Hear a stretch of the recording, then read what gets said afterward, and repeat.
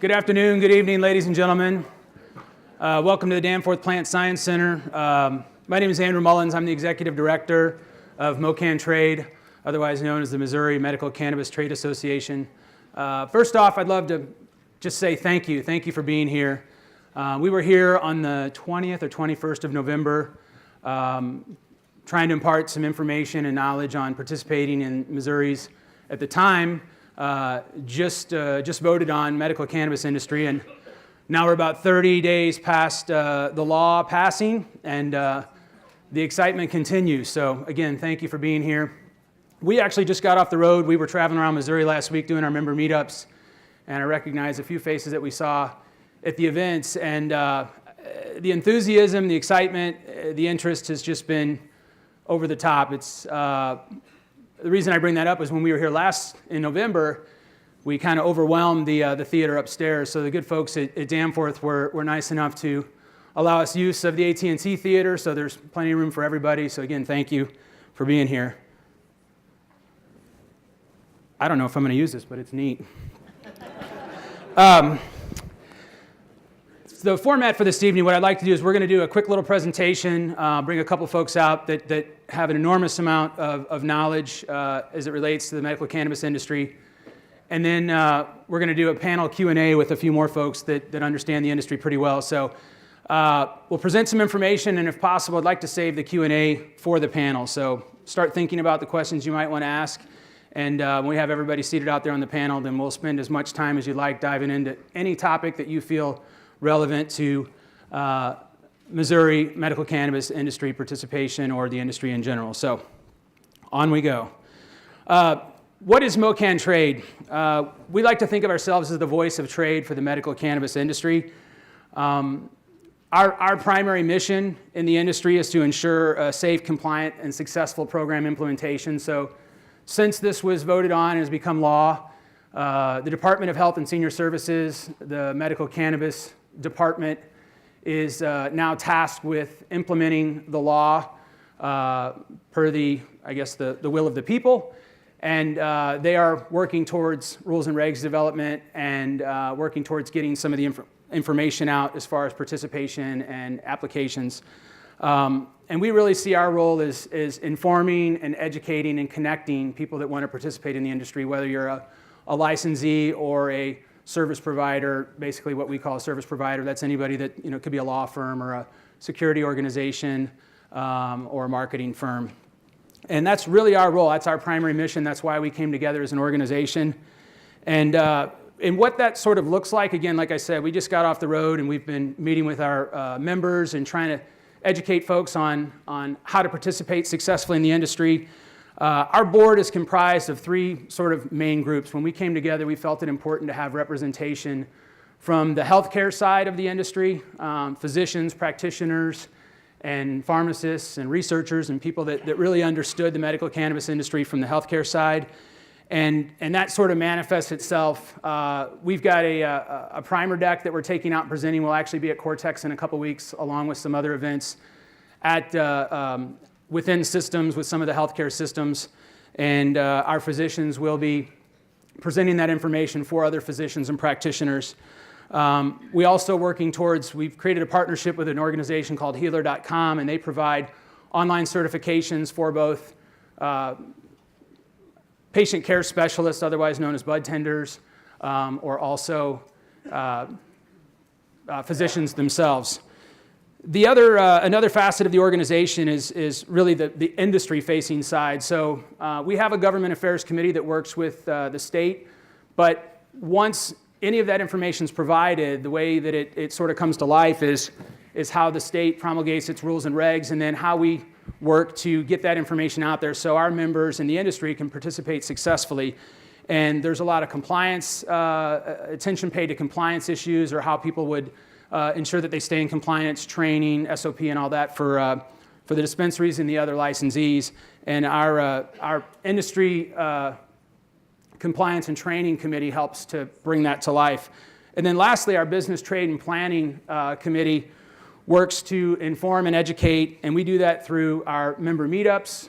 We do that through educational events like this and others, whether they be free events for the public at large or events like our conference that's coming up in March.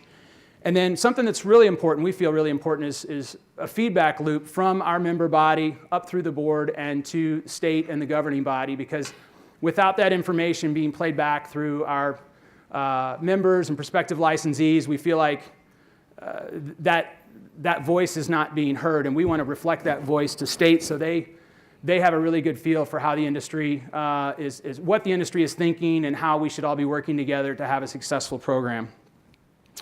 I'm not sure if everybody's heard this, but just in the first 4 days of pre-files with the Department of Health and Senior Services, they had over 250 applications turned in and generated more than $2 million in application fees. We've heard different estimates, and I'll be curious, I'll ask these guys, or even I'll ask you guys, does anybody have any idea or any thoughts on how many applications in total will be turned in by August here in Missouri? Holler it out. 1,500? 5,000. That's the highest number I've heard so far. Let's make a deal. My personal thoughts were around 750 or 800, but I've been sort of redirected that's, what are you guys thinking? 800? And when I talked with some of the folks from New Approach, they thought it was a little higher. So it's yet to be seen, but we're excited that the level of participation and interest is so high, and we feel like that level of competition is really going to help bring the best possible operators and the best possible program here in Missouri. So if you guys haven't seen, this is actually the department's timeline. So we're kind of, went into law on the 6th. Pre-files have already started. And so the next major milestone will be application forms being posted on June 4th. And I think they're going to be issuing their draft rules and regs for commentary into February, beginning of March. Is that sort of what we're thinking? We hope. We hope. Yeah. And if you guys actually didn't see it, on DHS's website, they've opened up a feedback loop of their own to allow folks to submit any thoughts or concerns or feedback related to rules and regs as they're in development. So you can go on, there's a form that you can fill out. So if you have a concern or if you know Amendment 2 pretty well and there's something that you feel like needs to be addressed, there is a feedback loop through the department's website. So I would encourage you guys to check that out. And if not, the department's website in general for medical marijuana it's drip information, but it's constantly being updated, and they are pretty much the authors and the end-all be-all for information, and we kind of work in step with them. I'd like to bring up a couple people that are very instrumental in both the industry and MoCannTrade. I'd like to introduce you to Mitch Myers. She's the CEO of Belief, one of the current, I think one of two, medical cannabis license holders in the state of Missouri, and I believe she has plans to participate in the broader industry. But Mitch Myers from Belief.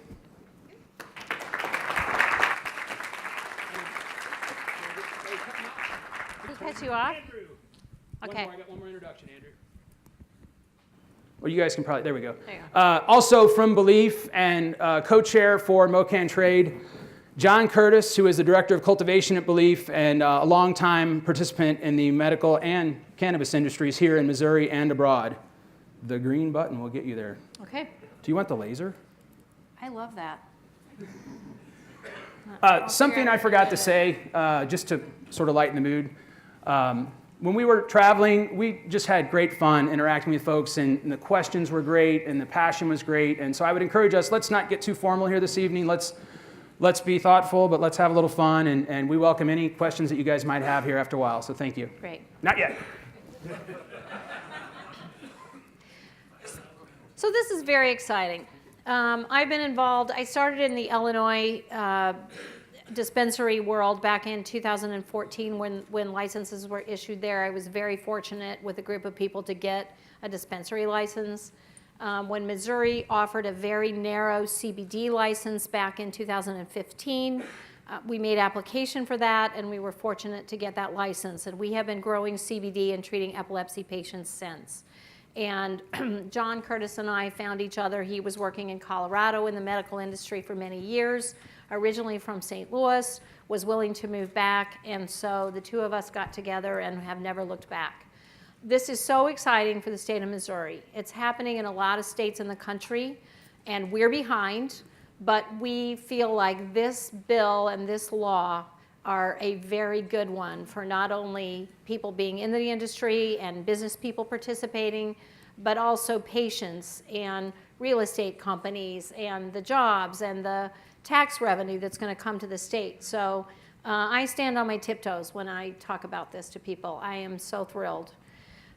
You're going to see companies in both the licensed medical cannabis businesses and then all the industry supporting allied businesses. And what does that look like? So we just said, would there be 800 applications or 1,000 or 2,000 or 5,000? They're going to give out 332 as a minimum to begin this program. We can have 60 cultivation, which is where you will actually grow the plant. There'll be 80 manufacturing and extraction licenses. Those are companies that will actually take the dried plant material, extract it into an oil, turn it into various products, and that can be anything from a vape pen to a concentrate to an edible to a patch to a suppository, you name it. There's a lot of different ways that people are using cannabis medically. There's also 192 dispensing licenses that are going to be given out, and those will be given out based on congressional voting districts. So there are 8 in the state, and there will be a minimum of 24 licenses for each congressional district. So those of you interested in applying for dispensary, you want to think strategically about where do you want those located. Don't apply for all 5 in the city of St. Louis. That doesn't make sense. Spread them out, and you're going to have a better chance of getting more than 1 license. There's also going to be 2 or more testing lab. There's no limit to the testing licenses, but we believe that this one has a very high cost of entry, and so there's not going to be that many. This is a merit-based application process, and what does that mean? This is actually a photograph of the conference room at Armstrong Teasdale where we were making our application in Illinois. And these are some of the pages that went into that application. A typical license can be from 500 to 1,500 pages, and it's going to be judged on the following criteria. So the character, veracity, background, and relevant experience of officers or principals that actually own your company. And in the state of Missouri, 51% of that ownership needs to be a Missouri resident. And what that means is many of these big national or public companies, you're not likely to see here in the beginning. Because if they can't own 51% or more and roll that up into their income stream, that doesn't help them with their stock price. So we think this gives Missouri residents and smaller operators a chance to get a foothold. You're going to be judged on your business plan, including supply, operations, safety, facility, patient, and community security, the economic impact in the site of the community, internal and external site security, your legal cannabis market experience. So if you want to own a cultivation operation and you've never grown cannabis before, you need to find a grower to put on your license and to help you get started. And the same with manufacturing and dispensary licenses. There's going to be competitiveness in the marketplace. So how are you going to brand your product? How are you going to price it? What is your service? Are you offering discounts to patients with need? So the 60 cultivation licenses available, John's going to talk to you a little bit about. Hi. This is that laser pointer. Yeah, it's that green Does thing. anybody know how? Oh no, sorry. I didn't do that. That was a joke. So 60 cultivation licenses. Based on the wording of Amendment 2, these are pretty good-sized cultivation operations. And we don't know exactly what the rate of use will be initially, but I anticipate that there will be several organizations that apply for more than 1 cultivation license, and there will be sort of smaller groups, and I say that tongue-in-cheek because at 30,000 square feet of flowering canopy, these are not small cultivation facilities by any means. But there will be organizations that just want a single cultivation license. They won't want a dispensary license. They won't want an extraction license. They will be just cultivators. And that's a question about vertical integration. Some people will want to be vertically integrated. Some people won't want to be.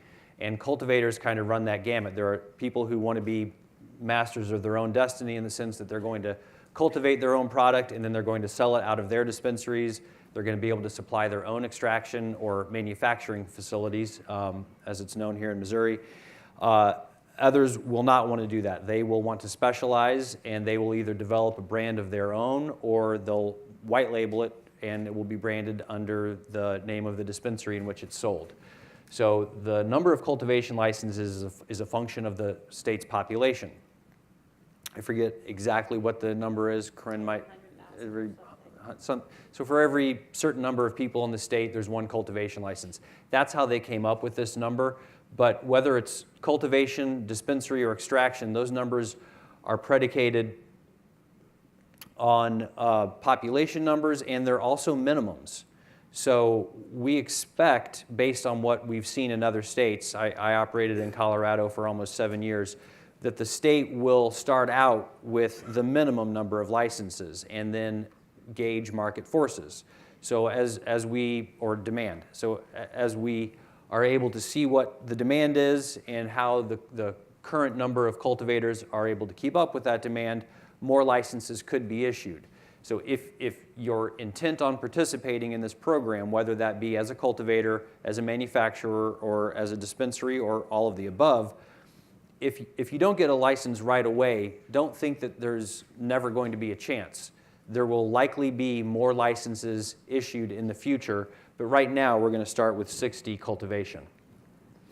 Cultivation licensing, you'll have to provide information about the type of facility that you intend to use, whether that's a greenhouse or an indoor grow. Currently, full sun outdoor production is difficult for a few reasons, although I think it's a very interesting model. It's unlikely that you'll see much of that in Missouri in the short term. You'll need to provide information contained in standard operating procedures such as your grow style. Are you going to grow hydroponically? Are you going to grow in a hot soil mix? Are you going to grow in a soilless mix like Sunshine or Pro Mix? All that information will have to be provided to the state so that they can choose what they think is the right quality and right mix of licensees. You'll have to check zoning and required setbacks. Amendment 2 has some information in there about setbacks from certain types of things like schools, but it's likely that municipalities will have zoning of their own that a prospective licensee will have to adhere to. One thing that local municipalities are unable to do is completely ban these types of operations, but one thing to consider that when I talk to people who really want to be in this industry, I usually start with go where you're wanted. If you get a lot of pushback, you should ask yourself, how valuable is it to fight tooth and nail when there is almost certain to be municipalities and counties that really want these jobs and they want you as business people to spend money and develop businesses there. Find those places. It'll make your life a lot easier. You're going to have to identify and organize a team. You will need a consultant with cannabis experience. You'll need attorneys. You'll need accountants. Banks are really nice if you can figure that out. If you can figure that out, please see me after this presentation and let me know who your bank is. You'll need a design-build partner, which is basically an architect. That's very important. And then security. So the state will have requirements for virtually all of these things, but security may be the most important thing that they look for. They want to know that your facility is secure, and that's one of several reasons why full sun-growing production is difficult in medical and retail states. You'll need to determine financing. As I alluded to a moment ago, banking is very difficult. You could consider borrowing money from friends and family, angel investors, venture capitalists, but it's unlikely that you're going to be able to stroll down to the local Wells Fargo and get them to sign on to this plan. It's not going to happen. You'll need to create a pro forma and a business plan. You'll do all these things to attract the capital that you need. And for cultivation, it's probably the single most expensive type of license because of the capital expenditures involved. It takes a big space to do this. A 30,000 square foot flower canopy is going to take you probably between 45 and 55,000 square feet of actual floor space in a warehouse. On top of that, you'll need a space for your nursery, a space for your vegetative plants, and all that space has to be lit up. It has to be climate controlled. It has to be controlled for humidity, and all of that requires capital expenditure in the form of HVAC, humidity generation and dehumidification, and most expensively, lighting. So $3 million is kind of a minimum. Similarly, 80 manufacturing extraction licenses. Here in Missouri, they are manufacturing, but elsewhere it's extraction, or in Colorado is called an infused product license. And these licenses are chosen, again, based on population. There will be approximately 80 to start, but it's very likely in the future that the state may choose to issue more based on market forces and demand. Similarly, you will need proper zoning, you'll need utilities. This is important for cultivation as well. Indoor cultivation facilities draw a lot of power. If you want to be a successful cultivator applicant, you will show that you have thought about ways of offsetting your consumption, and that you will have a good plan in place to figure out how to have all of the power you need at that location. Thousands of amps are required to do this. So similarly for manufacturing, you'll need proper zoning, utilities, support of a local municipality. You need to determine the products you want to manufacture. Mitch mentioned they run the gamut, and it's very likely that many of you have tried these products. They range anywhere from gummy bears to balms and ointments for pain, and everything conceivable in between. I'm very fond of a product that I recently encountered, which is a breath strip. It's like the Listerine breath strips, and you stick it on your tongue and they melt, except they're infused with cannabis. And they don't have to be infused with THC. They can be infused with CBD or terpenes, but they are a cannabis-derived product. You'll need the same organization for your team that we need with cultivation. You need application consultants, attorneys, accountants, banks, the whole thing. A little bit less expensive for manufacturing, but still quite pricey, because mostly, again, capital expenditures. The equipment required to do this, especially to extract, is very expensive, whether that's butane or CO2 or ethanol extraction. That gear is pricey. So probably $1 to $3 million per license for manufacturing. 2 testing facilities. My biggest level of experience with testing is submitting products to be tested. I don't actually know a whole lot about the chemistry and the science behind the testing facilities, but I know here in Missouri there are people who are very involved in testing currently that are interested in these licenses. The state is required to issue at least 2. I think it's likely even from the outset that they will issue more than 2, because you're going to have cultivators spread out across the state, and we would likely need testing facilities around the state as well to service them.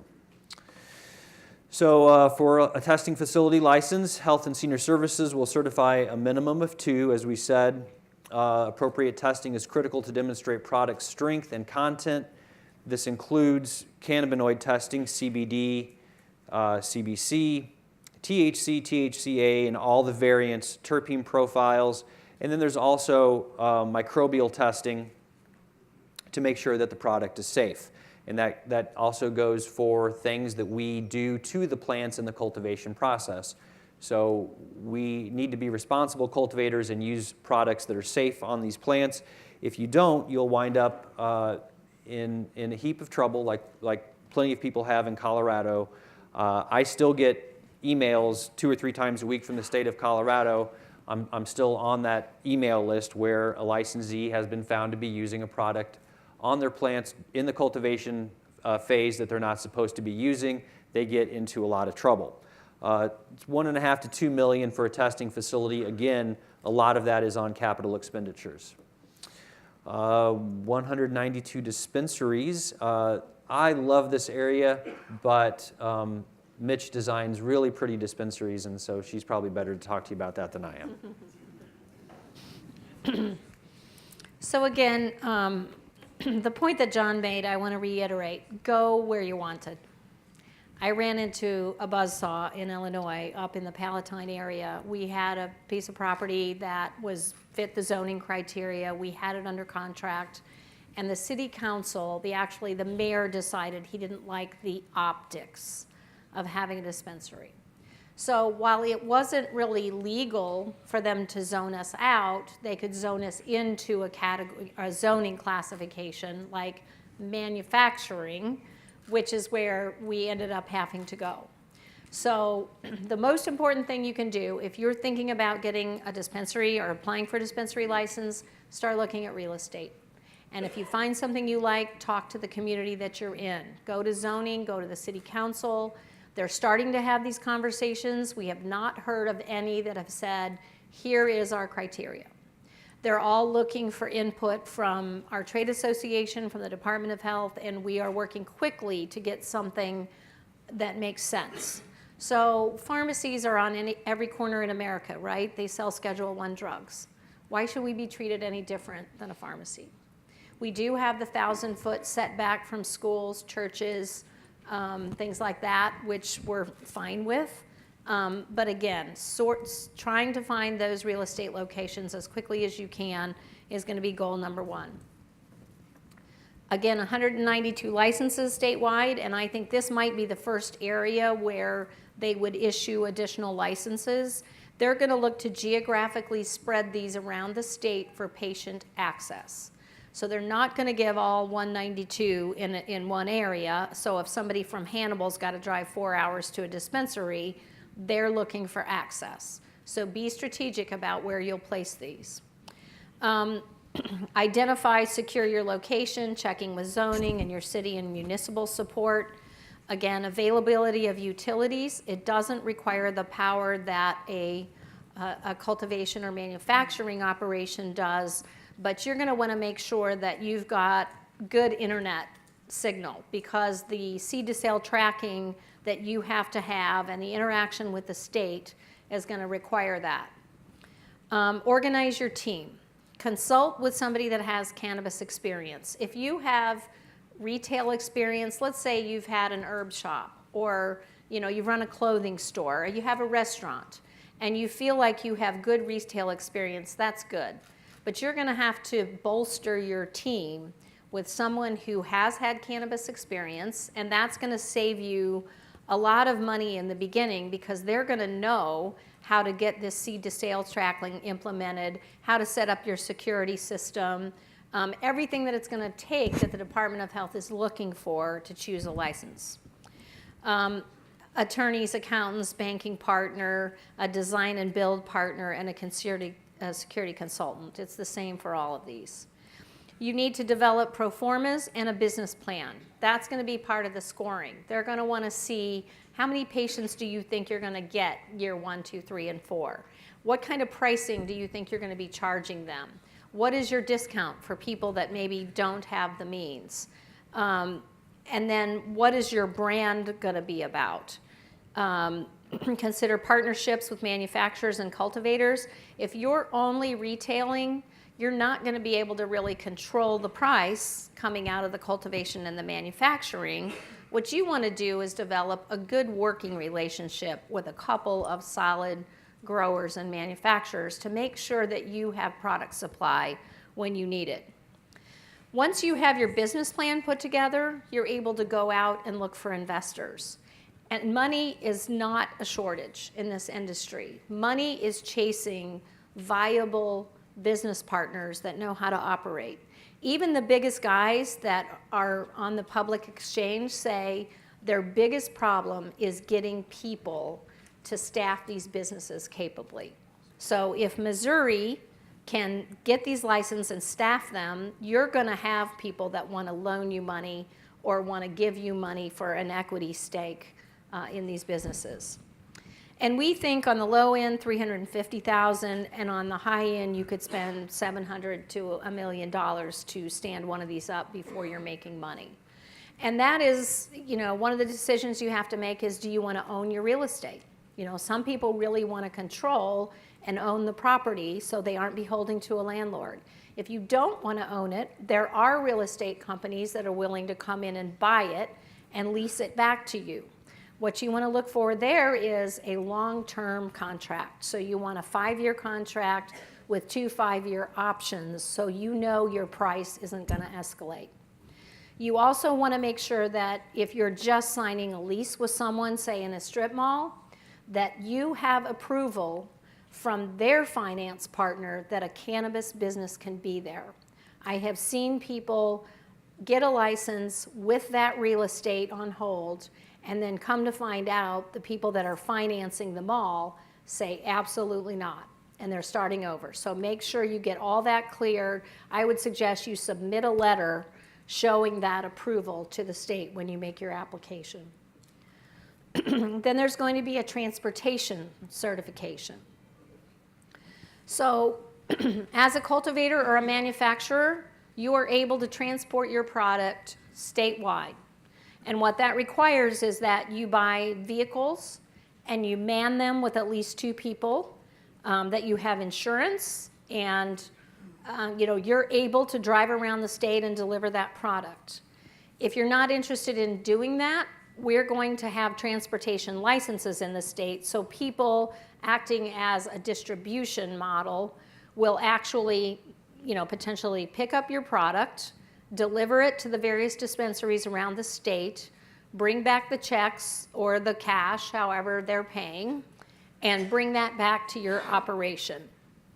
DHS is going to certify entities that demonstrate compliance with their transportation standards. So, if you've had that experience in the past, maybe with alcohol or tobacco or something else that you have distributed, that is probably going to be a benefit to this type of a license. Industry service providers. We talked about all of those are the hands-on cannabis touching businesses. These are all the other businesses that are going to benefit from this industry. Capital raising, investing, banking, CPA, and accounting services. I talked to the Missouri Society of Accountants today. There's 20 firms that are very interested in getting involved and helping people in this space. And they have a little work to do to understand the whole 280E component, which is an IRS rule that says if you are selling an illegal substance, they basically want you to pay 100% taxes on 100% of your revenue. So there's a lot of strategy involved in setting up your chart of accounts and how your people enter their time and that kind of thing. Obviously, commercial real estate. We think there's going to be like 1 million square feet of absorption as a result of this program, which is phenomenal for that industry. Design build services, greenhouse builders, industry consultants, architecture, marketing, point of sale, industrial equipment, lighting and design. If you fit into any of these businesses, you need to join this trade association and make sure you're hanging out with all the people that need these services. There's going to be lots of work. The economic impact. With 332 licenses, accounting and CPA services we expect are going to be $11 million a year. In the legal industry, potentially $50,000 per location per year. That's about $16 million incremental to the state. Electrical and lighting economic impact. That could be $33 million plus. So you can imagine these companies that are selling, there's various types of lights now, including LEDs that are starting to come into the market that are getting to be viable. It's a big opportunity when a state turns on like we just have. We want to all make sure we know what lights we're going to order and have that purchase order ready to deliver to that company the minute you get a license. Security services, potentially $33 million for firms like this to earn. Design build, $332 million. We estimate the total economic impact to be over $500 million in the state. And that's good news even for the governor. You know, while this was not anything that our legislature would ever approve or bring into this state, they heard the people loud and clear. Amendment 2 received 340,000 more votes than the Josh Hawley, Claire McCaskill election. And what that means is people went in and voted for this and walked out. And that sent a clear message to Jeff City. So they are on board. The governor's office is appointing someone that's the liaison. The Department of Health is on it. The next morning, our phone rang. They are on it. They are staffing it. And when they got $250 million in 4 days, they were blown away. So this is for real. They are committed to make all these deadlines. And you know, whoever wrote Amendment 2 was brilliant in nailing their feet to the floor, because so many states dragged this thing out for 2 years, and that, you know, our constitutional amendment didn't permit that. So it's going to be a great program. Q&A. Andrew. Turn on Andrew. Sorry, I think I was supposed to let you do that. Wait. You're still connected. Thank you. I'd like to bring a few folks up, so if you guys start thinking about your questions, obviously Mitch and John can join us out here on stage. I'd like to introduce Eric Walter. He is our outside general counsel for the association, so he is sort of the voice of reason that sits on my shoulder and tells me what I should or shouldn't do and keeps me very much in line, so I always appreciate his help. He's also one of the most experienced attorneys in Missouri as it relates to medical cannabis, just because he's been working in the industry and working on license applications and advising clients since 14 or 15, something like that. 14. So, and he's a partner at Armstrong Teasdale. So, Eric. Thank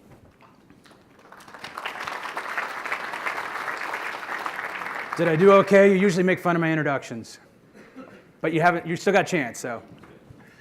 Also joining us on stage, Sean Pennington. He is MoCannTrade's Business and Trade Planning Committee Chair and a investor, broker, owner for Savoy Properties and knows all things commercial real estate, especially as it relates to the medical cannabis industry. He's worked on some projects and obviously is interested in pursuing more projects here in the medical cannabis industry. So, John Pennington.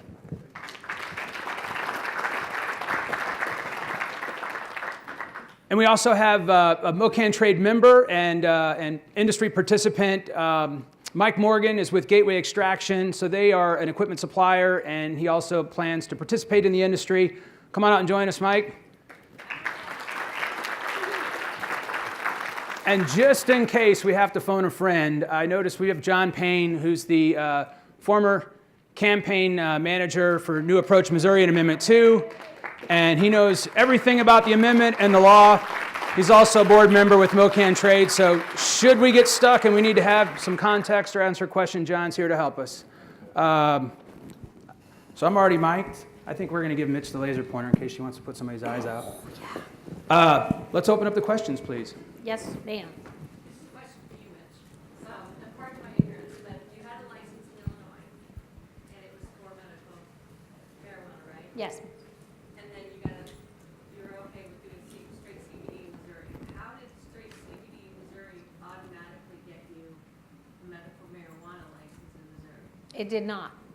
It did not. It did not. We are not grandfathered in. We'll have to participate with everybody else in the application process. Okay, I thought you had made a comment about one of the first people in Missouri to get a license. And I've actually... It's the CBD license. CBD, okay, because I've actually heard other people say, one of the first in Missouri to get a grower's license or get whatever. So if you're hearing it, what I take from what you said is that we are hearing this, they are doing straight CBD right now. Yes. That's the only thing that is legal, and we are the only two that can legally grow it. There's a lot of people selling it. It's being shipped in from all over the country, but we are the only two licensed growing, manufacturing, and selling to epilepsy patients. So now with the new farm bill, though, what's the process there? Is it like anyone to grow, have to make CBD without? The federal farm bill that passed in November makes it legal for everybody to grow, but they have to operate under their state Department of Ag rules and regulations. So we are waiting for Missouri Department of Ag. They have issued preliminary rules for public comment, and we don't like some of what they're doing, including the deadlines, because we feel like it's taking too long. But we're going to have a program. It may start out slower this year, but it will be legal for people to do what we're doing indoors under heavy security to be able to grow it outdoors. Okay, so because people use the term cannabis, that's where there's the discrepancy, right? They say first cannabis grower, but they're not. It's not the same as medical marijuana or THC. So cannabis sativa is Yeah. the hemp plant and the cannabis plant. It's the same plant.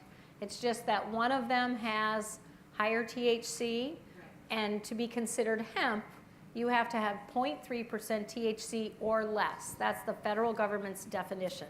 It's still a cannabis plant. Okay, so there's going to be people claiming. I mean, I'm thinking ahead for the marketing. There's going to be people claiming to have been the first in Missouri, whatever. That doesn't necessarily mean they were the first with a plant or product that had THC. Just because Well, no license have been given yet, so I don't know who will be the first. Okay. But you know, the medical licenses are very different than industrial hemp. Yes, sir. Real quick, Andrew, should we have a mic for the audience, or can everybody It'll hear take the too questions? long. I can hear. Okay, I may repeat them because we're It also might- being recorded Okay, that's a good idea. for the internet. Go ahead, sir. Right here. Since we're in a science center, let me ask a science question. Since this has really been a garage, basement, or closet industry for the last several decades, have we done anything to really identify the strains of the plant and try and classify the plant properly so that we can work with it? Well, speaking as the garage basement expert in the room, Extraordinaire. so I mean, it's funny, and the way you lay it out is humorous. But I would actually argue that one of the unintended consequences of prohibition is that we've taken this a lot further with indoor cultivation than would have likely happened had it not been for prohibition, because there was the profit motive existed, and the desire was to get the maximum. At the time, THC was the cannabinoid everyone was interested in, and there was desire to get the maximum amount of THC from the smallest possible space. So when people like, for example, Paul McCartney complain that cannabis today is far stronger than it used to be, blame prohibition. But now we typically take cannabis that is that strong and direct it toward the extraction market. There has been a lot of progress made in identifying the various strains, and that's really gone on for a long time. And one of the things that I think is unfortunate with the breeding of cannabis now is that we are losing some of these original varieties. They're becoming harder to find in the wild, and because we cross and recross and we're looking for very specific characteristics, we start to come up with strains that are too close to one another, and the differentiation becomes very fine. My personal preference is for strains that are not so closely defined together, but instead have much greater variation. Right here. I also have a question about the scientific aspect, but about the medical side. Is there any provision to encourage more research to the medical benefits of marijuana while there is still federal prohibition? You know, I would say yes, there is. There is quite a bit of research now. If you go out on PubMed, there's 20,000 plus documented research studies for various medical conditions using cannabis. The problem has been, you know, with federal prohibition, you can't really research, you know, and now that states have recreational laws such as Colorado and California, they're at least able to test with subjects. So it is starting to come, and it's happening more in other countries. Israel, Spain, Germany, they're way ahead of us. Israel's probably 25 years ahead of us. And in attending conferences and listening to their scientists and seeing how they're teasing out particular cannabinoids for different subjects is fascinating. So it's coming. We just need that, that federal Schedule I thing makes it difficult to operate in this space. Mitch, to tail on that, didn't the Farm Bill at least open up some potential for federal funding and research? For CBD, for hemp levels of cannabis, yes. I think you're going to see that much more. I want to very briefly address this because the idea exists, I think, popularly, that there is a difference between cannabis that is hemp and cannabis that is medical and cannabis that is what I like to call retail, but many people like to call recreational. It's all cannabis. Let's not get confused because these are arbitrary definitions. No one can, in the federal government or anywhere else, can say where the 0.3% designation came from that supposedly makes it industrial hemp. So very quickly, all cannabis is cannabis sativa. All cannabis is cannabis sativa.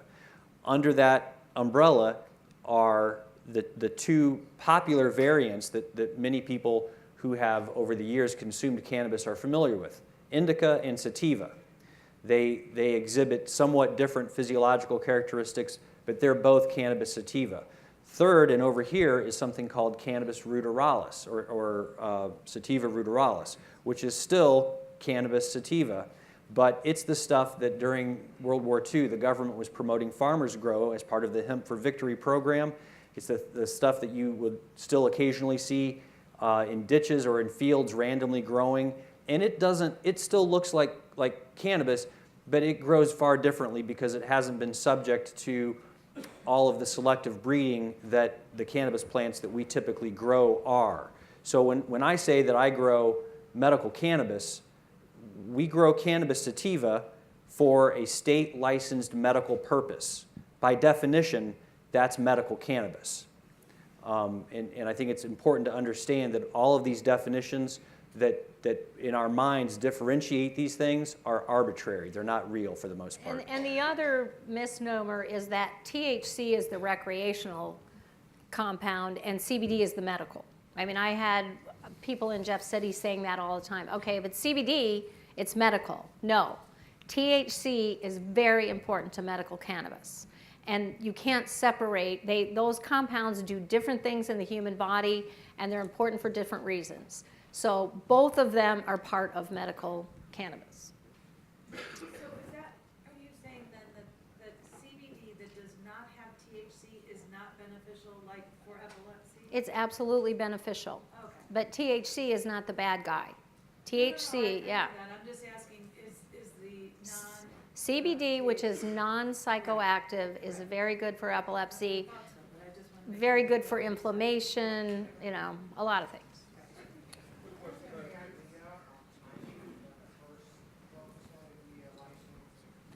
I can't hear him.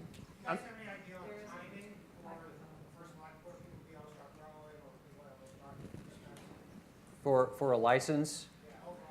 Well, it's unlikely that the state will begin issuing licenses prior to the end of this year. There are mandated timelines in Amendment 2 that require a certain amount of time take place between each step.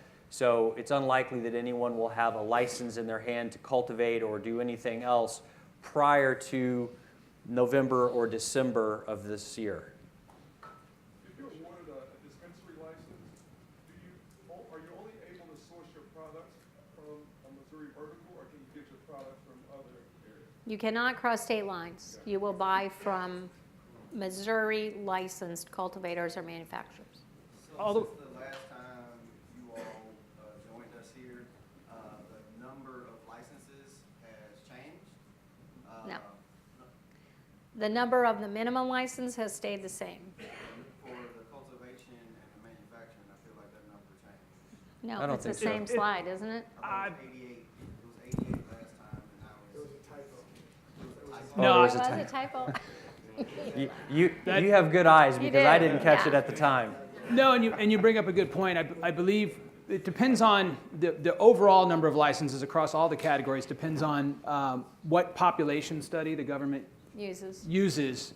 when they actually issue licenses. So we've heard anywhere from 332 to 340 and upwards of that, depending on which population study they use. So it'll be somewhere around there. And like John said earlier, they also have the ability to issue more licenses as appropriate once the market's stabilized and they've looked at it. Yes, they're in the pink or salmon or whatever that color is. To answer one of the questions, I think this gentleman said that everything that's going to go in has to be sourced here, right? Yes. So with that, and if the licenses are going to not be maybe given till the end of the year, realistically, especially coming from a grower's perspective, how long is it before you can then get your greenhouse or whatever up and going and grow the stuff so that you can then flow the product into the manufacturer and then ultimately the dispensaries? Are we looking maybe at the end of next year or the end of 3 years from now? Oh, no. We know for certain that there are people who have bought real estate. They're very confident in their ability to get a license. Now, they may have egg on their face, but some of them will indeed get cultivation licenses. And the day that license is put in their hand is the day that the lights will turn on and the plants will go underneath them. And 90 days thereafter, they will have product on the shelves. All the way in the back, standing.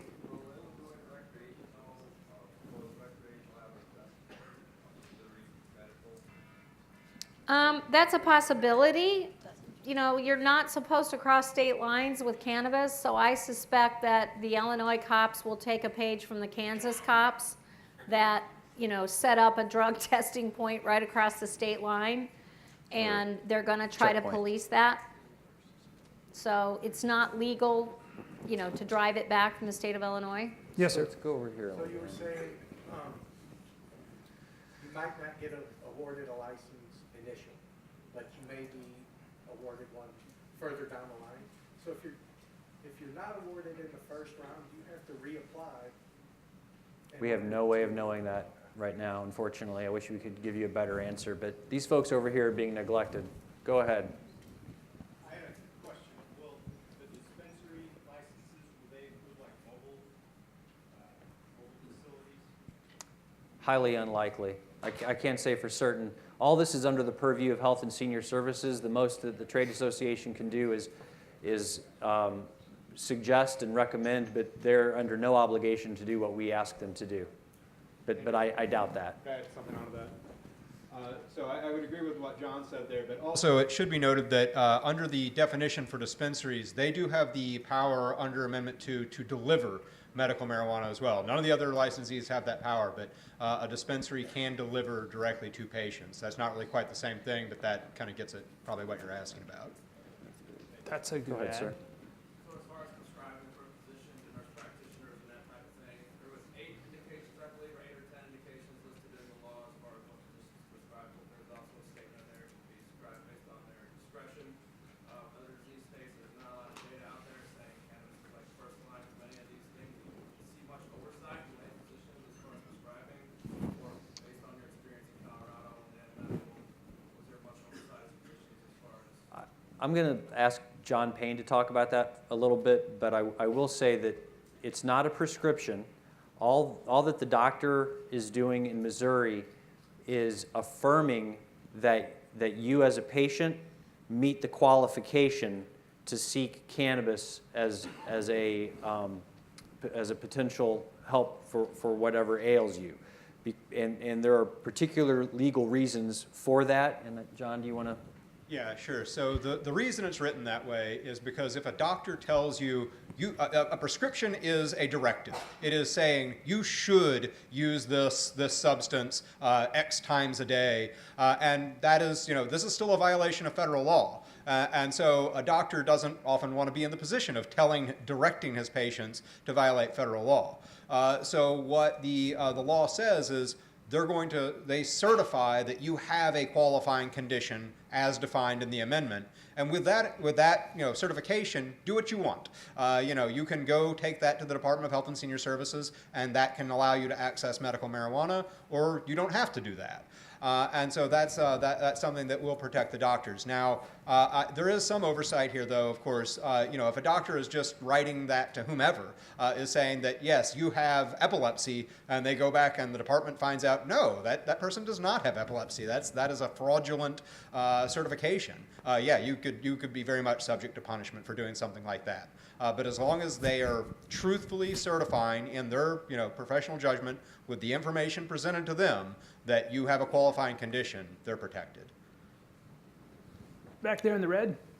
There's companies that have rules about not using marijuana on the job. So say they have an employee that decides to use marijuana to fix some ailment. Do they have the right to just say, hey, you can't work for us anymore? Or is there now going to be some issues about, hey, I have this for medical purposes, I need to be able to. Mr. Walter? That sounds like an Eric question. And now Release from the our attorney.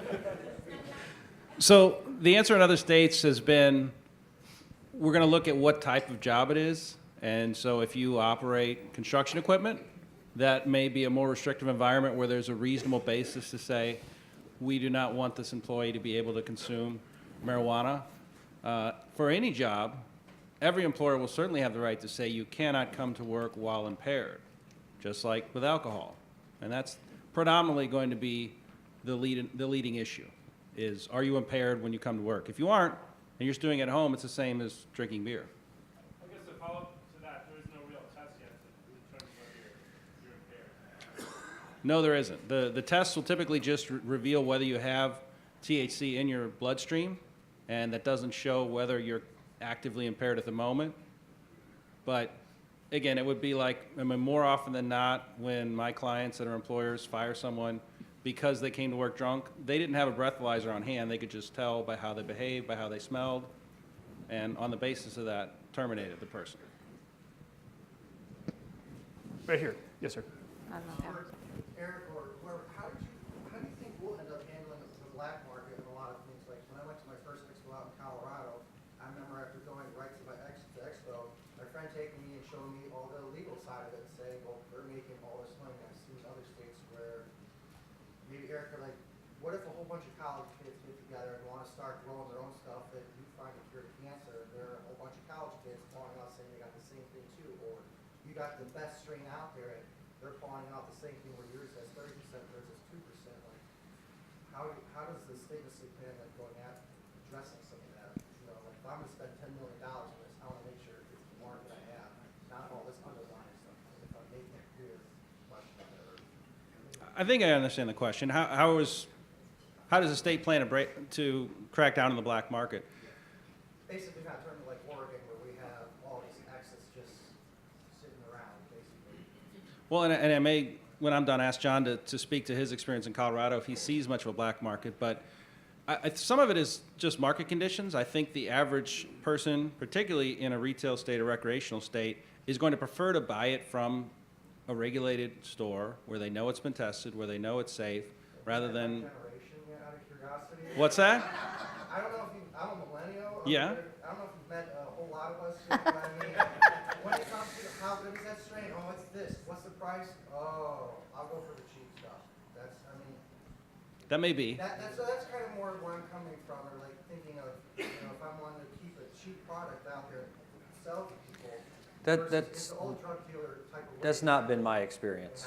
No, I mean, when we opened in Colorado, at first it was strictly a medical program, and then it became a retail program. And on both sides, we would see people of all ages, all backgrounds, and the reasons that they prefer to come to a dispensary is selection, right? So it's difficult on the black side of the fence to the black market side of the fence to offer that same level of selection and to do so with regularity. So one of the nice things about coming into my dispensary is that if we had something that you liked, there was a really good chance that I was going to have it next month, in 6 months, or in 2 years, because I knew that our customers liked that. And we had our own cultivation facilities, and in that sense, I could make sure that we cultivated what our customers preferred. That's very hard to emulate outside of a legal market.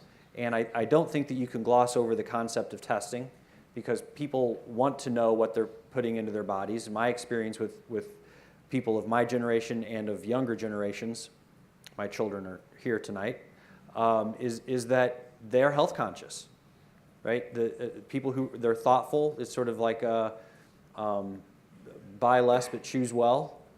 And so they're going to be thoughtful about what they put in their bodies. They want to know where it comes from, and that it has some sort of traceability, which is another aspect of this program, that there's a seed to sale tracking system, and we'll know the life of that plant or the life of the plants that went into making these products. I want to ask a question of John Pennington, just because I heard this before and I thought it'd be a good question to ask. So John talked about banking, and I think Mitch talked a little bit about banking earlier. I heard in a conversation that some real estate brokers or some real estate building owners may have interest in capitalizing some businesses. Is that a common thing, or is that not so common? Or maybe talk a little bit about some of the challenges with trying to capitalize your business, banking and real estate. Yeah, I mean, I think in any real estate, tenant-landlord relationship, the landlord wants to know who the tenant is, what's their background, what's the viability to pay rent, what's the business plan behind it. We as real estate investors, this is what we do with all of our tenants, whether you're a restaurateur, whether you're a cannabis company, or whether you're manufacturing a product. I don't know if that answers your question. I think the banking side of things, as we all know, John and Mitch alluded to it, it's a moving target. We got clarification today from one of our banks that as investors, if we own a property, they'll lend us capital to then be a landlord to a I think they call it like secondhand tenant that has no ties to us. So if I'm an applicant and I own the real estate, though, it's a whole different deal. That helps. Yes, sir. Sir.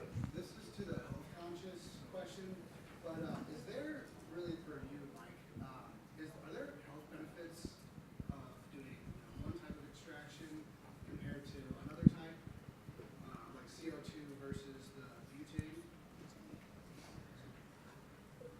I prefer ethanol, and these folks know that for sure. CO2, what that produces is generally crude, and that is further refined generally with really cold ethanol. I can't claim to know a ton about butane. I've never messed with it. The issue being, in the states that are ahead of us, butane's got a terrible name. Generally, people doing it in their kitchen and blowing up their apartment, cooking it off, trying to remove it from the oil. It's under pressure. CO2 is under pressure as well. An ethanol system you can use under vacuum, and that makes all the difference in the world to the fire marshal, who will absolutely shut you down if you're not in compliance. But I also think that in the testing standards, they're going to look at how much residual solvent that you have. And so you're going to have to pull out whatever solvent it is to a very low level, because people are ingesting this. So regardless of the method, you got to pull that solvent out. And not only on that end product, but they're going to want to make sure you're not burping that into the air or dumping it down the drain. So I know in Ohio they just passed where everything's going to need to be a closed loop system. You're going to need to recover all of whatever solvent it is. I know with the ethanol side, you're able to recover it and use it again. It's that pure again. So does that help? Yeah. We good? Okay. Quick clarification, just so everybody knows, we're kind of running up against, we're welcome to stay here and answer more questions, and I think everybody would be happy to do that, but I know normally this was going to be an hour session. They've already told us to the venue. We're just a little over an hour, but if you guys want to keep asking questions, we're here to answer them, so we'll do that. Yes, sir. Yeah, I had a question. Some states like California allow home extractions or home labs. Is there anything in Amendment 2 that is for or against that in the state? So it's been a while since I've actually looked at that provision. But I believe the provision explicitly prohibits the use of butane by anyone who does not have an infused products manufacturing license, and it's for exactly the reason that Mike was talking about. But I think, if you're talking about extracting it into just like butter or something, or a fairly simple extraction that isn't going to cause a fire hazard, the amendment does not prohibit it. But now, what the department or the legislature does from there is still up to them. I was gonna, another part to that question was, will the state give a license to someone who can operate a small system within their home, or will it have to be within a specific facility and things like that? So I don't think there's anything in the amendment that prohibits that, but I think you would have a very tough time getting that past your local fire marshal or the Department of Health in the application process. Zoning issue. Yes, sir, right here. Somewhat of a follow-up question, actually, if you wouldn't mind staying at the mic. I think you'll probably be the most apt person to answer this. So, as was pointed out a minute ago, the 0.3% THC is somewhat of an arbitrary number. I would like to point out that the 30,000 square foot canopy seems to be somewhat of an arbitrary number as well. And I'm just a little bit curious as to why that provision is as it is. If you could maybe just give us a little bit of background on why that 30,000 foot number was chosen. Because, I mean, I've talked with other folks, and that number seems to favor, big canna, for lack of a better word, rather than your typical craft purveyor. So if you could maybe talk a little bit about that, that would be great. Yeah, so the reason that the 30,000 square foot limit was chosen is actually mostly because we wanted to have some sort of ability to put a limit on the amount of cannabis that's produced in the state, because the Cole memo, which at the time when we were writing this was still in effect, and although Sessions said that the Cole memo is not in effect, no one's put anything out there to replace it.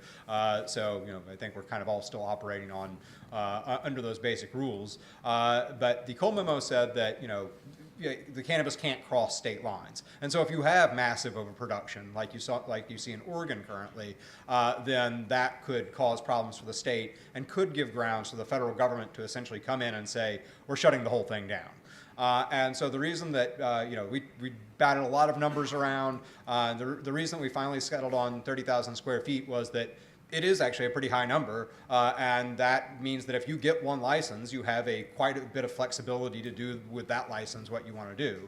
And so that really was ultimately it. If you want to grow 10,000 square feet of flowering canopy, you can do that with 30,000 square feet. But that was just, if it's going to be a limit, it should be at a fairly high level.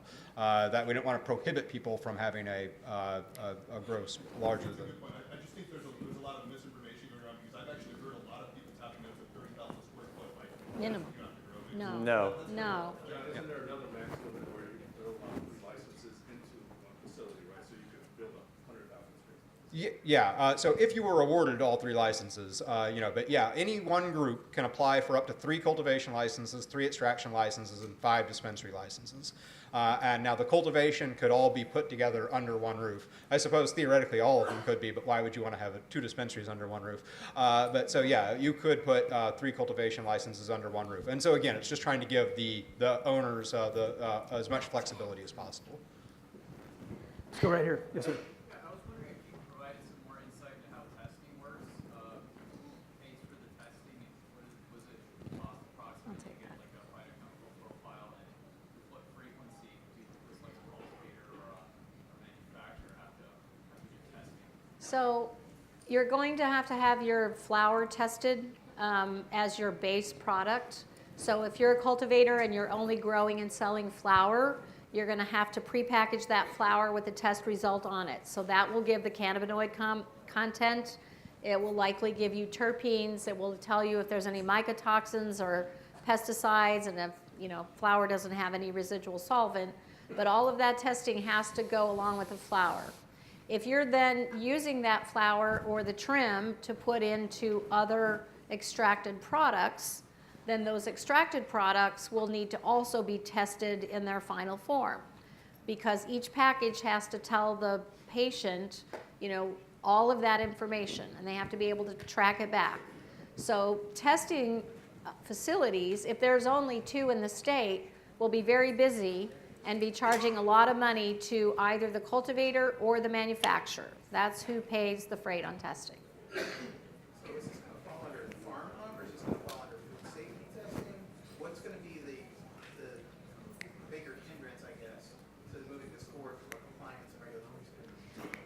It's not a hindrance. It's just something that we're required to do and provide that information. So pharma has nothing to do with it. The testing labs will know what the requirements are to be certified as a lab, and they have to get that through the Department of Health. And we will all know what tests need to happen and what those fees are. So I worked in the pharma world, now I work in the food world, so I'm thinking from a compliance, which half do I wear? Do I wear the pharmaceuticals? Or Closer to food. Closer to food. Closer to food. Yes. No, it was you. Jump ball. Has there been an annual fee determined yet for manufacturing license once your permit is already obtained? For example, for cultivation, it's $25,000 after you're obtained. Is there one for manufacturing? Yeah. For both manufacturing and for dispensaries, it's $10,000 annual fee, and that is paid after, you know, if you get the license. So if you apply and you don't get the license, you don't ever have to pay that. Yes. So arguably, Missouri is behind some other states in the union on the implementation and evolution of the cannabis industry. I don't think anybody would disagree on that. But does the panel see an acceleration of the implementation of the process in the state of Missouri? Certainly, the expertise sitting on the panel says there is. But what are your thoughts on that? I think Amendment 2, that the law that has passed and is going into effect, went into effect, and that ideally we will all be operating under, is better than most medical laws in other states. And so even though Missouri got a late start, we'll have, in my opinion, a much better program than most other medical states. Now, what that next step is depends on who you ask, and the timetable for that next step also depends on who you ask. For right now, this is a medical program, and it's one of the best written medical programs I've seen in the country. And I don't know if anybody else wants to talk about that. Well, I know in Illinois, because it was legislative, they took 2.5 years to roll it out. And this is really this is 6 months to get us the rules and regs. It then allows people 60 days to put their application together. You can imagine if the Department of Health gets 800, 1,000 applications, they have to read all them and judge them. So actually a 1-year time period to roll the thing out and get the licenses out is not as long as some states have taken. Hey, Mitch, another, I think, comparison to Colorado, I think in the first couple of years, from a medical perspective, before they went rec, I think they had 150,000 patients that were, medically, had their medical card. So I know, like in a lot of financial modeling, you look at the law, July is when physicians will be able to start seeing patients and issuing classifications for treating. But at 6 million people, you're not going to have millions of people who are coming to your shops. I think, you look at the model, probably in a couple of years, you may have 2.5% of the population. Let me go back. All the way back. If I have a lab that's already engaged in agricultural activities, would operating a licensed grow out there, would that disqualify me from getting grants, say, with the USDA or continuing with like a low Department of Natural Resources cost share program that I'm doing? Or is that just something that you have one steer clear of in general? I don't have a lot of experience with agricultural licensing and USDA grants, but generally my experience is if you're in this industry, stay away from anything having to do with the federal government until the federal government's laws change. If you can bifurcate your property and do these activities under the state license in an entirely separate way from your federal activities, then it might not be a problem. Legally separate the property and operate would be operate just on that one segregated property as opposed to the rest of it. Yes, but to be clear, I'm not your lawyer. That's not legal advice. Go ahead. Yes, ma'am. How does this affect people who have, like guns? If you are a gun owner, can you also own a dispensary if you're also a medical patient? I think that came up last time. Oh, John? Okay, please. so this is a question we get a lot. Under Amendment 2, the state cannot deprive you of any rights for taking part in the medical marijuana program, whether as a patient or as an industry participant, as long as you're complying with the rules of the program. However, the federal government, remember, it's still a federal crime. And so the federal government, I mean, I don't think they ask about industry participants on the ATF form, but the ATF, if you go to buy a gun from an authorized dealer, they will ask, do you hold a medical marijuana card? And if you say yes, then they will refuse you the sale. And if you lie, then you've lied on a federal form, which is I believe a felony. It's a crime. I can't remember if it's a misdemeanor or a felony. So get your guns now. Yeah. But that applies to every state that has a medical program currently, that's right. correct? Well, it applies to every state no matter what. If you use marijuana, period, you are violating federal law. Well, you know, John, same for like the security. We met with our security team, and these are all, you know, ex-veterans and, you know, high-level security folks. The people that we employ won't be able to be federal agents. They'll have to be retired. So, you know, it's a different way of looking at, you know, the industry from who your employees are. Yes, sir, back there. Is recreational going to be on the next ballot?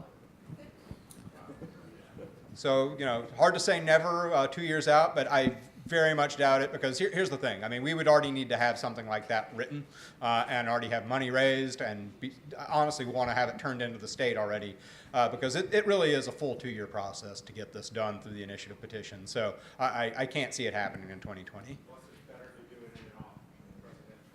No, I mean, the conventional wisdom is actually that it's better to do it in a presidential election year. The higher turnout helps you. But it kind of depends on what sort of midterm you have. I mean, if you have a midterm where it's a high turnout of liberals, like we saw in 2018, I mean, that's probably good for it. But there's no way to know what that, you know, what a midterm looks like. Presidential election turnout's pretty easy to model. So. In the middle all the way in back, Andrew, they haven't had anybody. Where? I can just barely see that person under the clock. Yes, sir. Go ahead. I'm sorry if I'm making a big repeating thing, but is there any sort of support that MoCannTrade is offering to entrepreneurs that are not in the industry before, but that are looking to get in? Entrepreneurs that are not what? In the industry. Not been in this industry before, but are looking to join. The conference. So we're a trade association. I do that every time. We're a trade association. Our members are businesses. We don't have individual memberships, but we do. You know, we want to see the industry advance, and it's a good segue to this. We have an industry conference coming up in March, and we feel like this is an excellent forum for people that want to participate in the industry but not be license holders, that want to work for potential license holders, to network and sort of be around the potential employers and anybody that's going to be employing folks within the industry. It should be a really great conference, a lot of education, but even more so networking and opportunities to meet all the licensees or all the prospective licensees and people that plan to own businesses in the industry. Hey, Andrew, and talk about that. I think we have about 90 current members. When you think about the ancillary businesses that support the industry, how many? A lot more. Really? Yeah. Oh, that's Good on news. you. You know, just briefly, we have some reason to think that from the state's perspective, they would like to see, for lack of a better phrase, mom and pop operators also. And so I think there is room, as this industry is taking shape here, for smaller operators to get in. Now, the lack of experience may work against you a lot more than being a small operator. So per Amendment 2, the point system that the state will use gives additional points to people who have cannabis experience, whether that was out of state or here in Missouri. And if you want to be a small operator, an entrepreneur getting into this, I would look for a partner that can bring cannabis experience. But Legal speaking of cannabis entrepreneurs, I would answer that a little bit differently, because not every member of our trade association is looking to apply for a license. So, you know, Mitch, we had a conversation a few months back. I mean, imagine a company that wants to come in and wants to, you know, take all the clippings from the plants and process it to something else, or a lighting company, or a nutrients company, or a branding company, or a marketing company. So I think there's room for many of entrepreneurs who want to get in the industry. I mean, out in Vegas, 900 out of the 1,000 booths are non-operating entities who are just ancillary and contributory to the industry itself. Very good point. So I'd say we got 2 questions left, so raise your hand if you feel like you want to be one of the last 2 questions. If you haven't asked a Nobody's question backing already. up. Gentleman in the Yeah. red. For cultivation licenses, the ratio of 1 to 100,000, how does that play out against other states? You know, somewhere in the middle. A lot of states that were early in didn't have well thought out fixed rules, and that created some problems. There are some other examples of states out west, especially in the Northwest, where they were just giving out licenses to anybody, and that has created massive problems of its own. So based on my experience in other states, this works out pretty well, but I think we're also going to have to wait and see. The ability to produce, I believe, for a while will outstrip the ability to consume that production, and so we will see a far less than 100% utilization rate. By contrasting, in Colorado, even after, so in 2010, you could argue was the first real state-issued license. There were people operating prior to that, but the state started handing out licenses in 2010. So fast forward 9 years, their utilization rate is still only about 45%, meaning they could be producing 55% more cannabis under the current number of licensees than they're actually producing. And sort of the inverse of that is Oklahoma. I think we're hearing more than 2,000 licenses have been issued for cultivation in the state of Oklahoma. It's ridiculous. Angel, Okay, this last question. This guy's been waiting over here on the left. Right there on the wall. Yes, sir. Bless you. Given the application visual you all had on there, the long board table with all the paperwork, do you foresee the Missouri State application being as stringent? We believe that the Department of Health will actually put a limit on the pages, but it might be something like 500 pages in total. So the reason for that is just their own self-defense in terms of how much they have to read and look at. So we have recommended that as an association, and it's not, I know the state of Florida has many fewer pages, and it's really kind of hard to differentiate when you can't say a little more. So I think about 500 pages is what they'll see. In Illinois, our cultivation application was probably 1,500. Yeah, it's crazy. Yeah, I think in the picture that was Eric, and you said one table was one license? Correct. That was Eric 3 days into no showering or sleeping. Thanks, Mitch. So hire a lawyer with stamina. And I think we can end on that. Yeah. Thank you very much, guys. Thank you, Thanks for joining everyone. us.